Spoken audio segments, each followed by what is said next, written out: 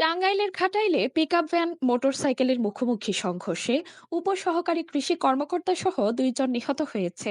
এ ঘটনায় আহত হয়েছে আরো একজন। আজ সকাল 8:30টার দিকে টাঙ্গাইল ময়মনসিংহ সড়কের উপজেলার কদমতলী নামক স্থানে এ দুর্ঘটনা ঘটে। নিহতরা হলেন গারোট্র গ্রামের জাকির হোসেনের ছেলে আলমগীর হোসেন ও কাশতলা গ্রামের জুয়েল রানা। পুলিশ জানায় আজ সকাল 8:30টার দিকে মোটরসাইকেলের 3 আরোহী কদমতলী থেকে ঘাটাইলের দিকে যাচ্ছিল। এ সময় মধুপুর থেকে ছেড়ে আসা পিকআপ ভ্যানের মুখোমুখি সংঘর্ষ হয়। এতে মোটরসাইকেলে থাকা 3 জন সড়কের পাশে ছিটকে পড়ে গুরুতর আহত হয়। পরে আহত অবস্থায় আলমগীরকে ঘাটাইল ও জুয়েলকে কালিহাতী উপজেলা স্বাস্থ্য কমপ্লেক্সে নিয়ে যাওয়া হয়। সেখানে কর্তব্যরত চিকিৎসক তাদের মৃত ঘোষণা করেন। আহত একজনকে উন্নত চিকিৎসার জন্য ঢাকায় স্থানান্তর করা হয়েছে।